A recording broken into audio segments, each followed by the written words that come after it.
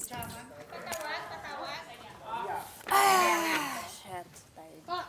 Yung ano na lang yung image. Patawag si Brian Basa. Hi, Bri.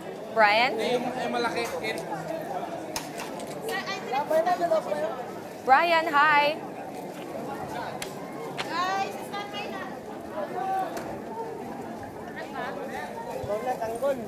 Hi, Bri.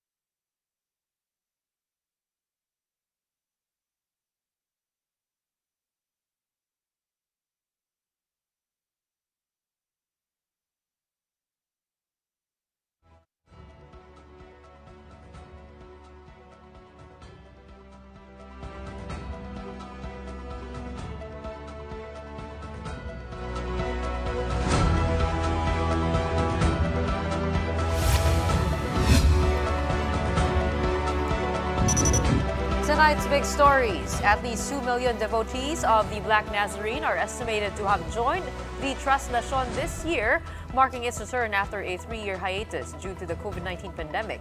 Why is the feast so special for Filipinos? We'll discuss that with Sociologist Dr. Jayeel Cornelio.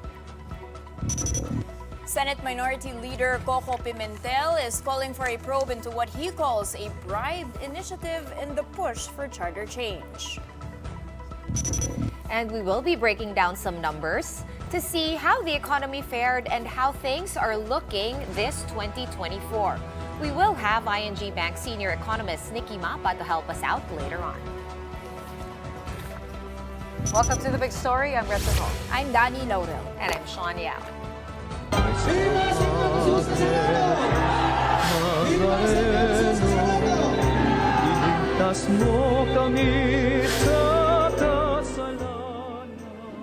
We begin tonight with the long-awaited return of the Traslacion after the COVID-19 pandemic. More than 2 million devotees are expected to have joined the annual celebration. Kamusta naman kaya ang mga aktibidad and where exactly is the andas now? Let's find out from Brian Basa, who is reporting to us live from the Quiapo Church in Manila. Magandang gabi sa iyo, Brian. Nasaan na nga ba yung andas? Hi ladies, before I answer that question, let me show you live pictures from Plaza Miranda in front of the church. It's a sea of devotees right now because we're talking about 6.5 million people who joined the procession and some 1.4 million people who have set foot at Quiapo Church from midnight until 6 in the evening. These devotees have journeyed with the image of the Black Nazarene since 4:45 in the morning at the Quirino Grandstand, and after almost 15 hours, but to be exact, that's 14 hours, 59 minutes, and 10 seconds at 7:44 p.m., the fastest in recent memory. The image has returned to its home inside the Quiapo Church. Back to you. Brian, you said 6.5 million devotees. Is that also a record-breaking number? Yeah, sorry. Can you repeat that question? Sorry, there's a bit of a trouble with the audio right now. But please, I hear you. But please repeat the question. Okay. You mentioned 6.5 million devotees. Is that also a record-breaking number? Apart from the 14-hour fastest time in recent memory. Yeah, we're trying to confirm that with the Manila Police District. They will be the ones to give the final crowd estimate because, again, the 6.5 million figure and the 1.4 million figure, that's until 6 p.m. only. So we still have until the end of the night to have that final crowd estimate. But as far as we know, the fastest in recent memory, yes, because it's faster than 2020 Traslacion, which ended after 16 hours of procession from the Quirino Grandstand to Quiapo Church. That's what we know. All right, Bri, now that the Nazareno is back inside the Quiapo Church. Ano na yung mga nagyayari dyan? Are people still streaming in? Are they perhaps allowed to go inside the church? Especially yung mga hindi nakalapit earlier during the procession. Yes, magmula nung makapasok ang andas sa loob ng Quiapo Church, the devotees followed right away. Although earlier kasi, police muna yung nasa loob to maintain safety and security habang pabalik ang andas. And we got to speak to some devotees, pagod man daw sila pero masaya. No, because they have the translasyon again after a 3-year pause brought about by the pandemic. And earlier, while waiting for the image to arrive, I got to speak to some devotees who were waiting at the side of the church. They had different intentions, studies, healing from sickness, and others just to demonstrate the devotion that they have inherited from their parents. But whatever it is that motivates them to come here, they sure are happy to be here. You know, it's not every day that you see this crowd still keeping up in terms of energy and shouting Viva to Jesus the Black Nazarene after a long procession. It means a lot to a predominantly Catholic country like the Philippines, especially that the Traslasyon is among the world's biggest displays of religious devotion. Ladies. Brian, do you feel that the organization was well done? Hindi siya magulo? It's generally safe? Is that despite the crowd? Yes. And, you know, I saw firsthand how quick the people were in responding to emergencies. Kanina nga, nung naabangan natin yung pagbabalik ng andas, there were already 2 devotees who were taken care of right away, as in right before my eyes. Merong isang isinugod, naka-stretcher siya dahil hinimatay. The other naman was showing signs of fatigue, hinihingal siya, parang nabubuwal na siya. But people were quick to respond to the situation. You see that the month's worth of preparation was worth it. This year's feast organizers say they have responded to some 450 people with health issues. 9 of them were rushed to the hospital, but all of these concerns, nonetheless, are minor. Brian, what else do you think could have contributed to the fastest time of transfer of the image of the Black Nazarene from Luneta to Quiapo? Ano kaya yung mga factors nun? And also, the thing that's new here is the glass casing of the Black Nazarene. Yung tatanong ko, Gretchen, oo. nakatulong kaya yun? Kasi may harang eh. Oo.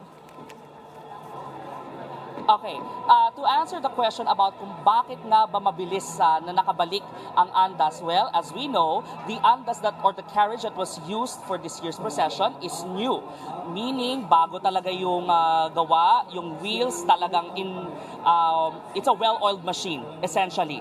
Yung wheels natin, yung gulong, maayos siya, and then, of course, the latest change to this andas is that nakasalamin na, or meaning naka-enclose na sa glass yung image ng Black Nazarene. So, because of that, hindi na masyadong nakasampa yung mga deboto, no? And if we were to ask the officials or the organizers of Traslasyon, they would say that there's only a handful of devotees who got to go up or to approach the image up close and personal.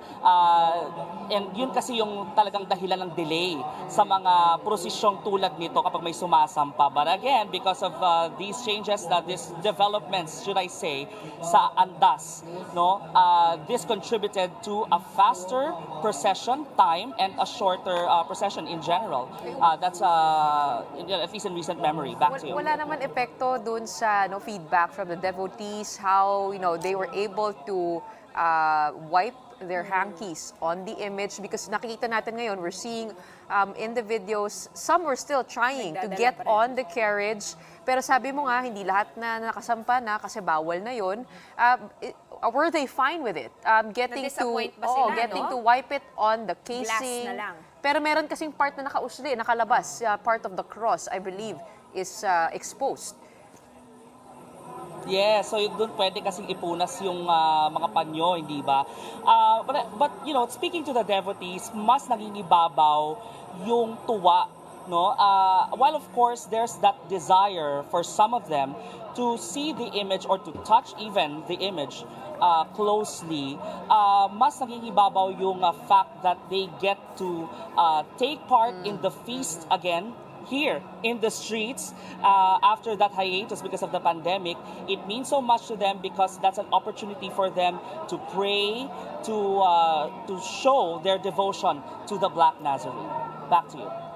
It seems to be a good translation so far, and we hope to keep it that way. Thank you very much for those updates. Brian Basa reporting to us live from Quiapo Church. Now, why exactly are devotees so attached to the Feast of the Black Nazarene? Let's discuss that further with Dr. Jayeel Cornelio, who joins us live via Zoom. Dr. Jayeel is a sociologist and the author of Being Catholic in the Contemporary Philippines, a professor also from Ateneo de Manila University. Good evening. Welcome to The Big Story. Hello, Gretchen. Hello, Sean, Danny. Hi, it's good to be here. Prof, Thanks. 267 or 237 years, I believe, not sure, correct me on that.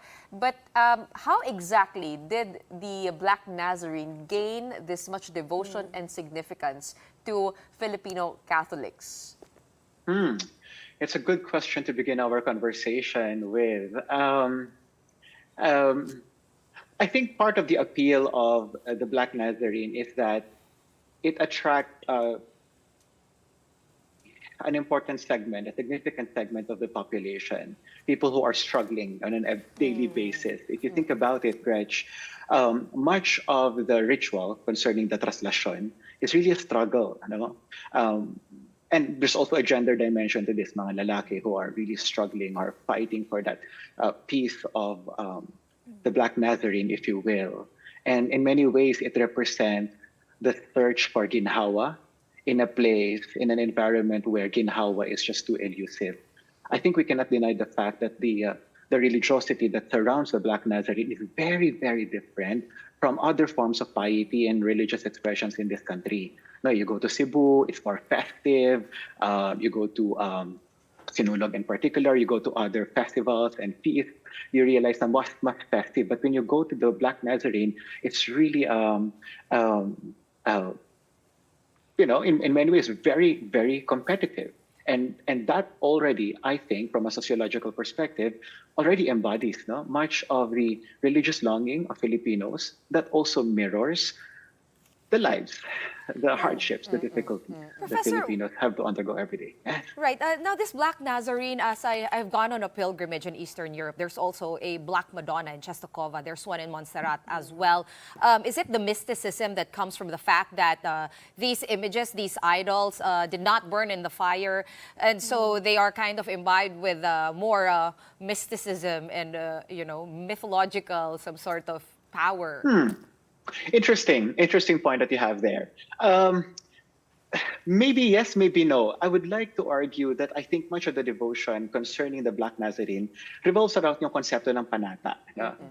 And panata operates on so many levels. And I'm not sure whether mysticism captures the panata as a phenomenon for the Filipino Catholic. How does it operate? On the one hand, you have so many people there who are asking for miracles, and that's why meron silang yung mga panyo, the handkerchiefs, right? They want it to touch the image somehow, and then through that encounter, the power would be transmitted to the handkerchief, and that handkerchief, the person could bring back home at ibibigay niya dun sa kanyang pamilya who needs that the healing.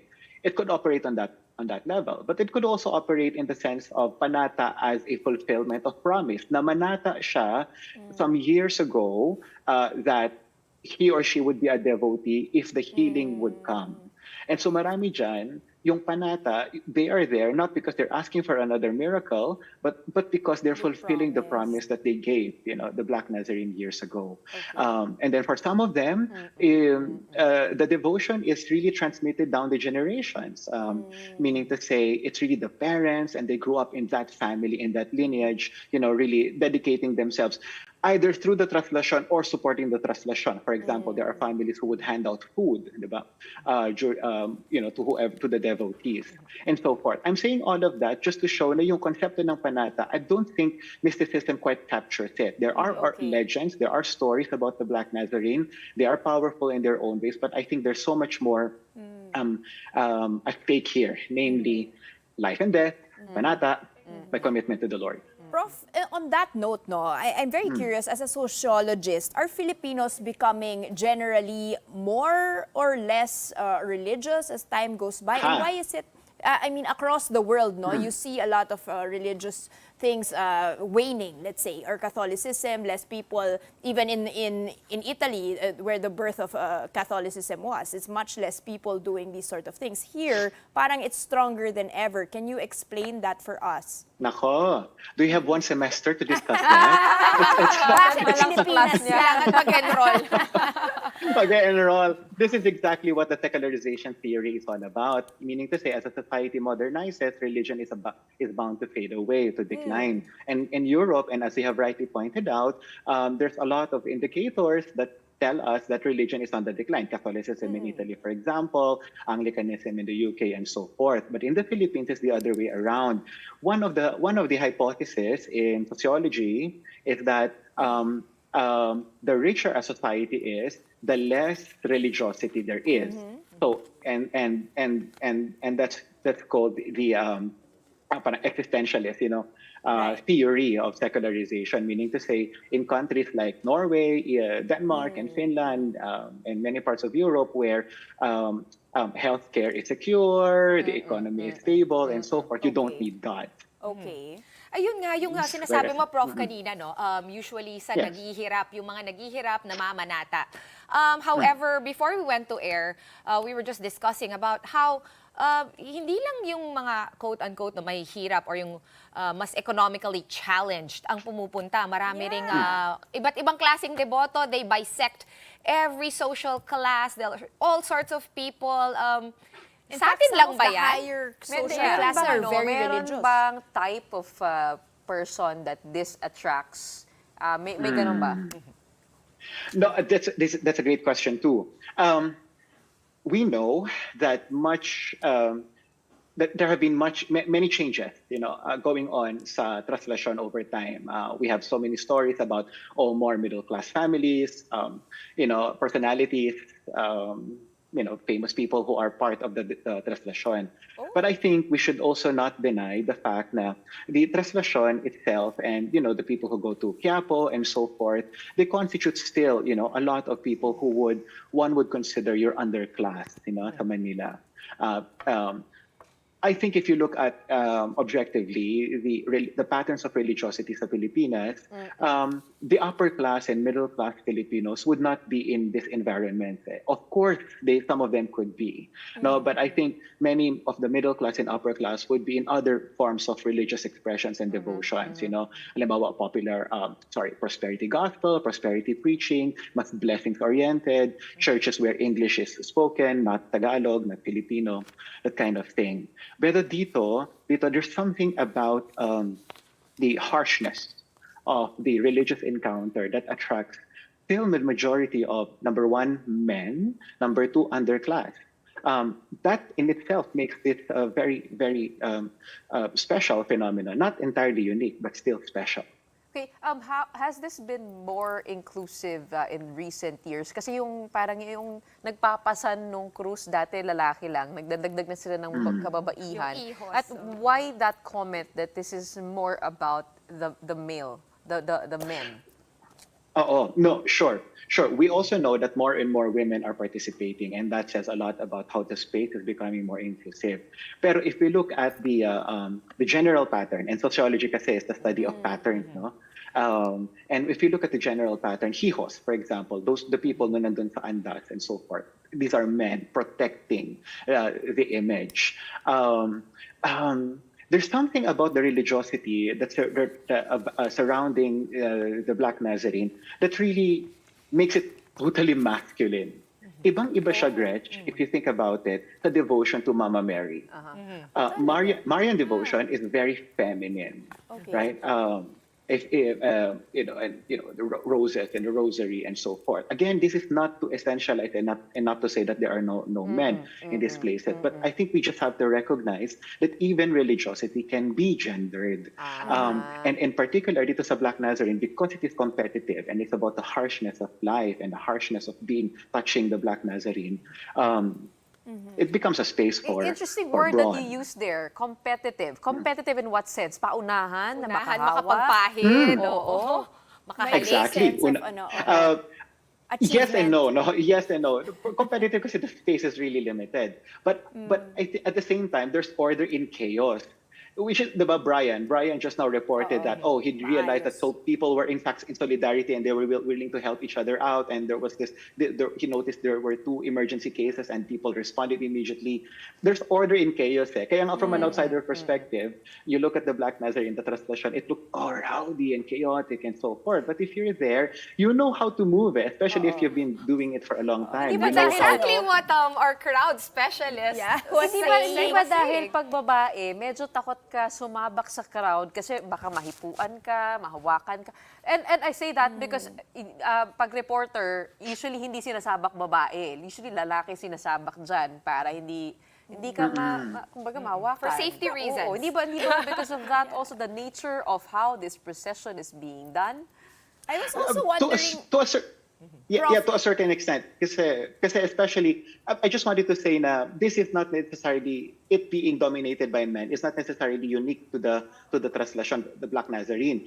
Many years ago, I conducted research sa Tayabas, Quezon. Meron dong tradition to San Isidro de Labrador. At ito, men din. Kasi may hagisan ng suman at nag-aagawan sa suman. And it's also much smaller in masculine. Okay. would notice na dominated by men. Final question before we let you go. Okay, there are, some criticisms on this, like that it could border fanaticism, it could border idolatry, or become an opium for the masses. What would you have to say to those criticisms? Those are all magic words to me, Gretch. I hesitate to use fanaticism to characterize this religious practice. Kasi, from the point of view of a sociologist, fanaticism connotes one or two things. The first is that it connotes, number one, irrationality. Fanatiko ka kasi hindi ka nag-iisip. We know that a lot of people who are there really have their own reasons for being there. Asking for miracle, for example. That's not necessarily scientific, but religion is in itself justifiable, reasonable, faith, reasonable worldview, if you think about it. So that's one, irrationality. And then the other one, fanaticism also connotes violence. Violence inflicted on people who do not belong to this. No? So when we use fanaticism to refer to this, we're assuming that these are all irrational people and they're just violent. But if you're a devotee, you know that it's not just being part of Traslacion, it's really the entire year. They have their own community, the Hijos, and the Quiapo Church, and so forth.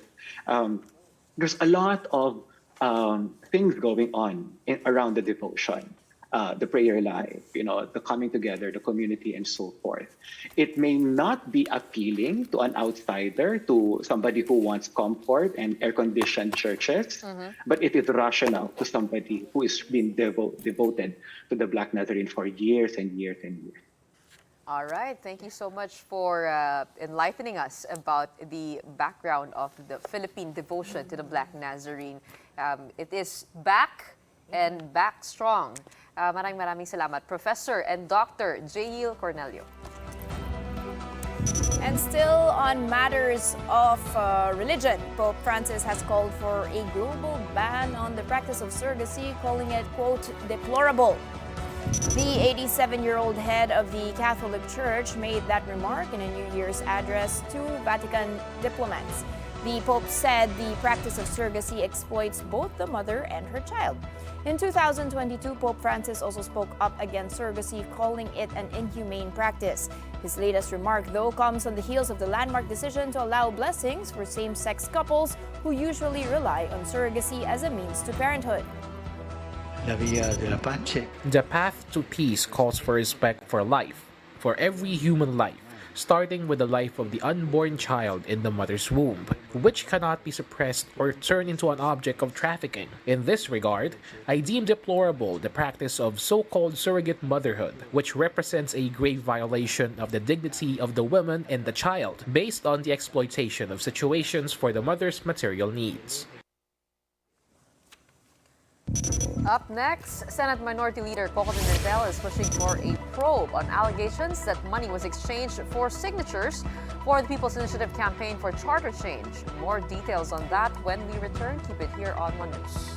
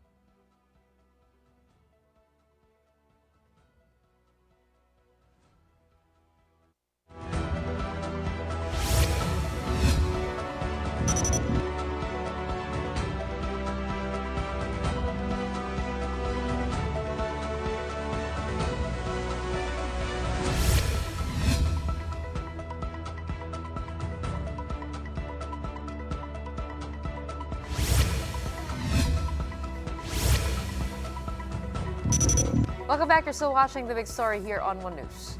Senate Minority Leader Koko Pimentel wants a probe into the supposed bribed initiative for charter change. On the ground, some people claim to have signed a petition for this move in hopes of receiving aid or ayuda. Marian Enriquez has the story. Senate Minority Leader Koko Pimentel is pushing for an investigation into the alleged payment of citizens to sign the petition for the People's Initiative in a bid to revise the 1987 Constitution. In a text message sent to reporters, Pimentel says that if indeed the signatures were paid for, then the petition is not from the people, but is the initiative of the source of the money. He adds that the source could be commercial or some other vested selfish interest. Pimentel notes that, quote, a bribed initiative is not the people's spontaneous initiative.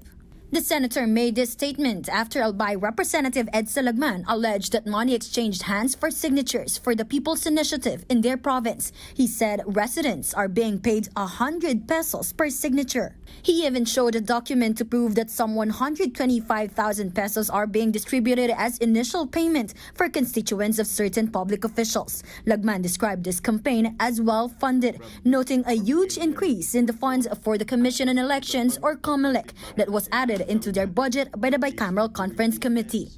From just over 2 billion pesos allotted for the supervision of elections, referenda, recall votes, and plebiscites in 2023, the budget climbed to over 14 billion pesos for 2024. Pagdating sa Bicameral Conference Committee, lumobo ito ng almost 700% at naging 14 billion na ngayon. Iyan ang problema sa pag-ito ay hindi din niyaan sa tamang proseso sa Kongreso. Lagman believes the fund was increased not only for the proposed plebiscite for the People's Initiative, but also for a possible second plebiscite for the proposed amendments through a constituent assembly where congressmen will vote.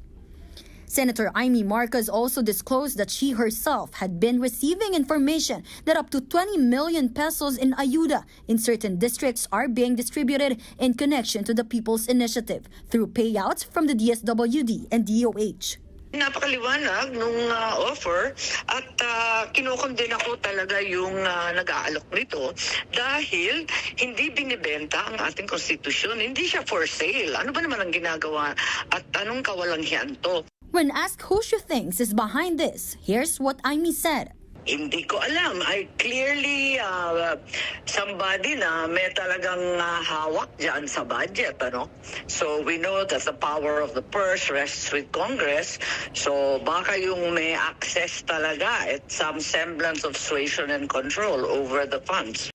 However, House Appropriations Chairman Elizalde Co defended the higher funds for the COMELEC, saying it was the commission that requested it. He said that in fact, COMELEC initially proposed a 19.4 billion peso budget, but this was slashed by the Budget Department. He even asked in a statement whether Congressman Lagman was sleeping on the job that he missed this. Co adds that this is just another one of Lagman's wild and irresponsible accusations.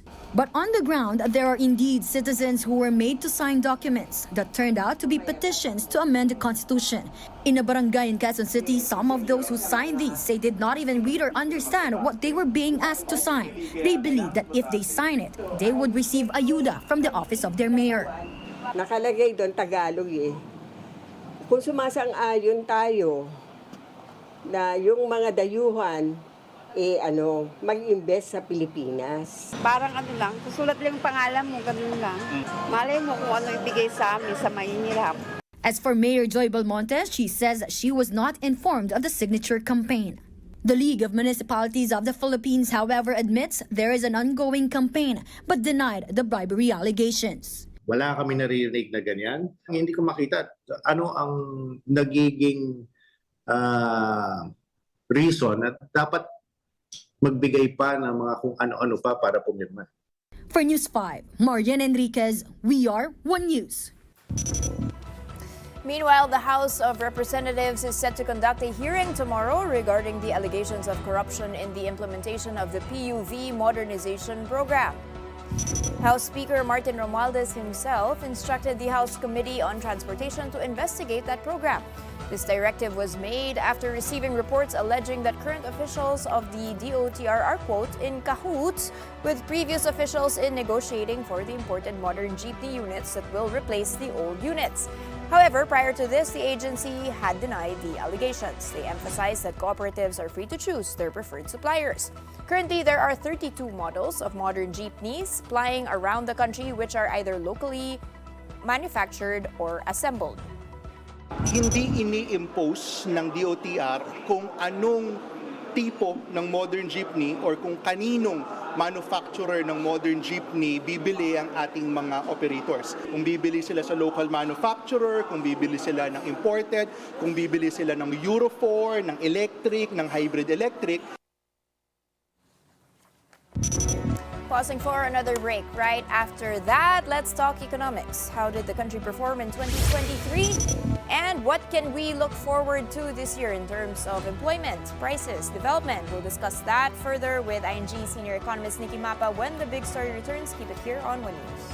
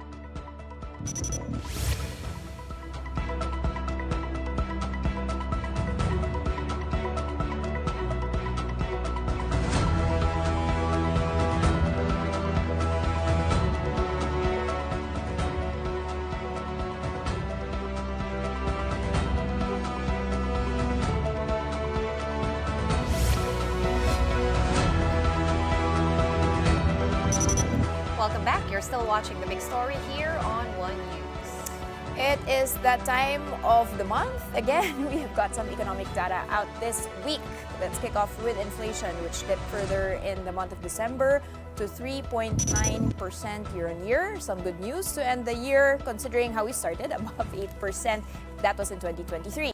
The Philippine Statistics Authority reports slower price increases in housing and utilities. Rice inflation, however, remains to be a problem, especially with the impact of El Nino setting in this year. The latest print puts inflation in the year 2023 at 6%. That was still beyond the government's 2 to 4% target range.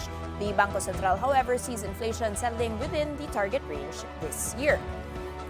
Moving on to labor data, still some good news with unemployment rate falling to its lowest since 2005. The jobless rate in November clocked in at 3.6%. That's equivalent to 1.8 million unemployed Filipinos, which is down from the 2 million in October. Underemployment rate, however, which measures the percentage of people looking for additional work to augment their income, that remains unchanged. That's at 11.7%. Moving on to trade. The Philippines' trade deficit is expected to widen further in November, or would have widened further in November of last year. British think tank Pantheon Macroeconomics is forecasting $4.45 billion in trade deficits for the Philippines. That was up from the $4.17 billion logged in the month of October. Pantheon Economics sees Philippine imports and exports posting bigger declines. And on to growth. We did see a better third quarter economic growth. That was at 5.9% year on year. But did we outperform in the final stretch of 2023 to make the lower end of the government's 6 to 7% target? All right, time to get some expert insight on what's in store for us this 2024, at least, of course, for the Philippine economy. Joining us is ING Bank's senior economist, Nicky Mapa. Nicky, Happy New Year. Well, actually, before I greet you, Happy New Year, I would like you to tell us, is it gonna be? Is it going to be a... But before we go to 2024, let's start off with the fourth quarter of 2023. How do you expect us to end 2023 on a high note? What's your forecast? Well, we did get that surprise in the third quarter of the year, stronger than expected 5.9% year-on-year growth. We could still see a decent number for the fourth quarter. We have growth at 5.5%. Strong, I guess, household consumption still expected to do the heavy lifting. Government spending, as noted by fiscal authorities, is expected to also boost growth. On the flip side, we are likely to see sort of a negative or a dampening effect from capital formation or in the investment outlays, given where interest rates are right now. And lastly, sort of the wild card for the third quarter number, net exports, which delivered a whopping 1.6 percentage points of that 5.9% points in the third quarter. It's not expected to be there in the fourth quarter. So that might actually subtract in terms of growth momentum for the fourth quarter. So yeah, all in all, 5.5% for the fourth quarter. That should actually take us to 5.5% for the full year. So short of a government target, but still good considering the external environment. All right, and on to 2024. What is your forecast? What are you looking out for? I do have some notes here from your bank. You are, of course, still looking at a lot of upside risks, a lot from the both the supply side and the demand side. Can you parse us through that? Well, for growth, we are expecting, we did do some revisions recently as we just start the year, but growth is still expected to be decent, below 6% again, but once again, 5.4, 5.5% isn't anything to sneeze at in this environment. Household spending has been extremely resilient, even in the face of high inflation, high interest rates. I guess, the consumer is just trying to make up for lost time after all the years in lockdown. One thing I'm increasingly worried about is capital formation. We've been underinvesting. Investments have been weak. In fact, the third quarter numbers were negative, largely because interest rates are so high. And then this is just an offshoot. This is an intended consequence of interest rate hikes. It attempts to slow down capital formation so that it slows overall economic activity. So that's one thing we're going to have to look out for. In fact, the BSP is saying that the brunt of those rate hikes will kick in this year. So I'm expecting growth to sort of be capped by slowing or benign capital formation. But once again, given the geopolitical concerns out there, likely still subdued trade environment, growing by 5.4% isn't anything to sneeze at. So still a good year for us this year, but not likely to hit government's target again for this year as well. Nicky, for our viewers to understand that the labor market is one of the best, like the unemployment rate is pretty good compared to, this is the best since 2005. Not, so people have jobs. Why do we still feel poor in surveys? And you do have, the minimum wage increase is not as much as how much the prices have gone up. Does that have something to do with it? But how can it be that we have low unemployment and yet people feel poor? Well, one very good, reason for that is that maybe wage growth has yet to really pick up in a big way. And this is one of the things that is probably keeping the BSP from hiking even more aggressively. When you have wage growth just barely able to sort of keep up with inflation, it generally translates into an environment that we're having right now.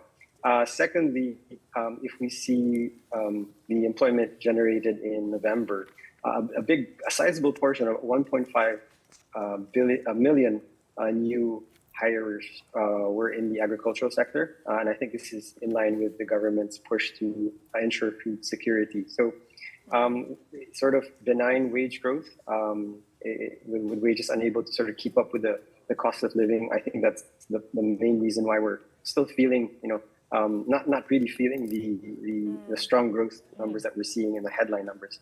Is that gap gonna narrow this year, Nix? Like, are the wages gonna go higher and inflation gonna go lower? Is it gonna get better?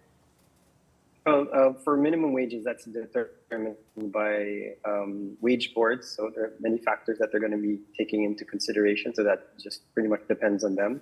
But hopefully, we start to see incomes sort of catching up, especially for across the board. Now, maybe we're seeing wages rise for some sectors, service sectors.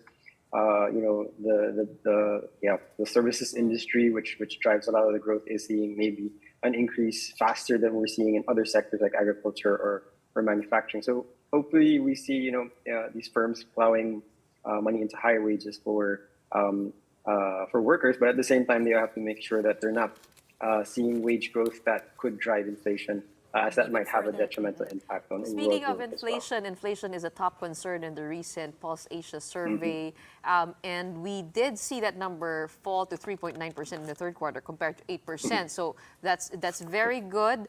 But the BSP expects inflation to stay elevated in 2024. What do you think about that? And do we have some possibilities, some bright spots when it comes to that?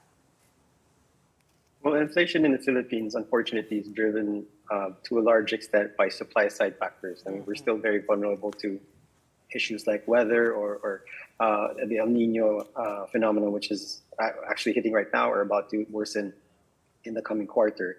Other than that, we're also susceptible to global oil price increases, and that's what also helps drive inflation.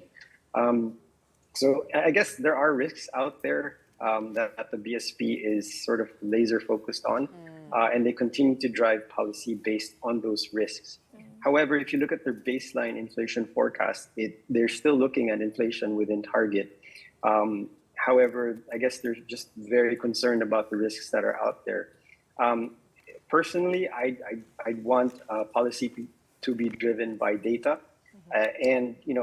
This sort of calls to mind the saying by a great man, Nelson Mandela, when he said, our decisions should be driven by our hopes and not our fears. So what we're seeing from policymakers now is a lot of decisions are being made on the risks that are associated with higher prices. But I feel like what we saw through the recent months where inflation has come down because of supply side measures, if we really sort of do our homework in getting the supply side oriented in a way that could bring down prices, and that's a more effective way of controlling inflation. And at the same time, if you're keeping interest rates from rising very, very quickly, that gives consumers a little bit of a break given the high inflation environment that we're seeing, and firms a little more leg up if they want to expand their businesses in the near term. What about government, Nicky? Just very quickly before we end this discussion. Last year, at the second half of last year, we saw them pitching in and they contributed to growth. They spent a lot better, a lot more efficiently. Can we expect that? And are you guys expecting the same, at least on the government spending side, for this year with our giant budget? What do you think? Well, actually, if you look at the budget, it's only up by about 10% from last year. So what I feel is that, in terms of, let's say, banking on a fiscal bazooka to really save the day, might not be in the cards just yet. But what we have to see is like the 10% increase go to projects that are that are cost effective and that can benefit more people. One good way that we're seeing is probably reflected in the jobs numbers, where there's a lot of focus on generating jobs in the agricultural sector to ensure food security. So those, I think, will go a long way. And secondly, just trying to make sure that all there's more bang for the buck when it comes to government spending, because we don't have a lot of fiscal space to throw around at growth. Next year report said that there was still revenge spending despite the 6% inflation, but the basic goods spending went down. What's it going to look like this year? Do we still even have money for revenge spending? Are people still going to be going out, eating? You said transport, people are still... Apparently, from the third quarter numbers, it looked that way. Spending on restaurants and recreation was still double digits. Transport also very high. Unfortunately, what we're seeing a cutback is in spending on food. Food was actually barely in expansion. So basic food items, barely in expansion. And then clothing was actually negative. So maybe people are needing more and more now to sort of allocate their budget and sort of maybe giving up certain things just so that they can enjoy, let's say, a night out in a restaurant or staying in a hotel or something. Less food at home. Less spent food at home. So I guess in the coming months, we might see a little more of that. And that's one of the things that concern me is that households are not likely able to save as much, and it's reflected in the BSP's Consumer Expectation Survey. And lastly, we're seeing a lot of increase in consumer debt. So maybe a lot of this revenge spending is fueled by credit card loans. And that's in an environment of high interest rates. That's not exactly a good thing to see in the next few months. Oh no, that's a whole other conversation right there, Nicky. Well, here's to hoping for a brighter year for all of us, economically speaking. Thank you as usual for your time. ING Bank Senior Economist, Nicky Mapa. In other news, Phil-Am comedian Jokoy has spoken up about his Golden Globes hosting stint, which was heavily criticized by viewers. In an interview with Good Morning America, Jokoy admitted feeling hurt by criticisms of his monologue. He described the hosting of the Golden Globes as a tough gig, noting that it was challenging to do so with limited time to prepare. The comedian and his team of writers were only given 10 days to prepare for the awards night. Now, some of Jokoy's jokes during the monologue did not land well with the star-studded audience. At one point, he attempted to joke about Taylor Swift's attendance, which then cut to Swift slowly sipping her drink and appearing to be giving the comedian a serious glare. Jokoy also admitted that the joke was weird and flat, saying that it was more of a jab toward NFL and not Swift. Still, in the Good Morning America interview, Jokoy said he had fun and that his Golden Globes hosting was a moment that he will always remember. He adds, "It's a tough room. It was a hard job, I'm not gonna lie. Getting that gig, having the kind of amount we had to prepare, that was a crash course." All right, we are running over time, but before we go, time for our big picture tonight. This is so cool, guys. Do you know that phrase, go get that bread? No. Okay, never mind that. But what you are seeing now are photos of Signal HD Spiker star Rachel Andakis and her new Filipino bakery over in Barcelona, Spain. Awesome. It's amazing. Right? This is the first Filipino bakery in Barcelona despite the big number of Filipinos over there. So ano nga ba ang mga paninda dyan? Well, based on the photos and this video posted by Rad, meron tayong ube cheese pandesal, may ensaymada, merong Spanish bread sa Spain, putok pandesal, kalihim, at pan de coco. For all OFWs and Filipinos residing in Spain, alam nyo na, you can support Rad's business and visit them at Calle Joseph Anselm Clave, 25 in Barcelona, Spain. Mas madali na kasi magkaroon ng business at maging citizen sa Spain. Actually, alam mo ba, I Lalo learned, na pag Pinoy ka. Yeah, I 2 learned years nga lang. na you can Residency, actually get your residency without having to invest in a business. That's true. That's true. And if you're Filipino, yeah, we They have make it the right. easier for Filipinos. Meron silang parang preferential option for Filipinos because of the history. Colonial history. Yes, that we had with them. Nakaka-proud naman to si Rachel Ann Dakis. Kasi nga, yun ang struggle ng athletes. Like, what to do after your professional volleyball So, kilala career. mo siya? Mas matanda pa sa akin si Rachel. talaga? Sobrang sikat ni Rachel Ann Dakis. Senior, yes. Hindi kayo nakalaro. Nagkaabot kami, pero she was super senior. I was a freshman. Okay. But she's been in the industry very long. She's still playing. And it's good to see her still playing. heading in this Still direction, playing, right? Let's talk about Filipino pride. I know. And then, of Sarap naman course, ang buhay adding niya. to all the good food Barcelona na no, siya. sa Born District. But until our next Spain trip, that's it for the show tonight. We are One News, all sides, all the time. Thanks for tuning in. Have a good night.